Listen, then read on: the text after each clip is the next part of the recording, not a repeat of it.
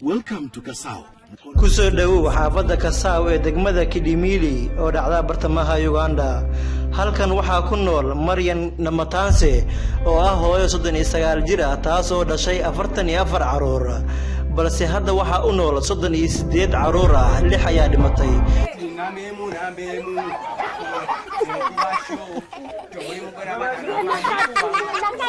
Shaqada waxa ay u socotaa si wanaagsan.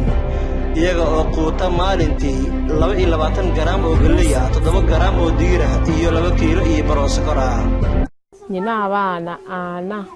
waxaan dhalay 44 caruur, 38 ayaa hadda ii nool, 15 ka mid ah waa gabdho, 23 waa wiilal. reerkeeda ayaa u guuriyay nin aad uga daaweynaa xilligaasi oo jiray 25 sano, sanadkii markuu ah 1993.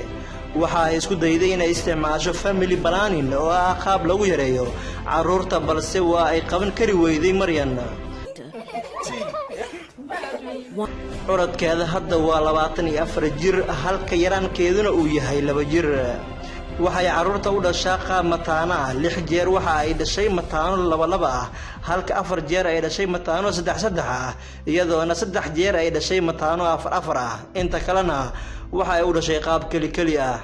dhaqaatiirta ayaa sheegay in dhaxal ay u heshay dhalidda mataanaha oo aabaheed ayaa 45 caruur ah oo badankood mataana ahaa ka dhalay xaasas kala duwan.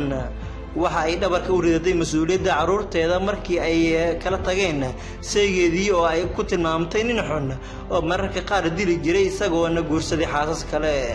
14 ka mid ah caruurteeda waxa ay dhigtaan dugsiga hoose, halka 10 kalena ay dhigtaan dugsiga sare. waxa ay rajaynaysaa in dhammaan caruurteeda ay wax bartaan si ay u helaan nolol wanaagsan. hadda waxa ay bartaa xirfado kala duwan sida cunto karinta, harqaanka iyo caafimaadka.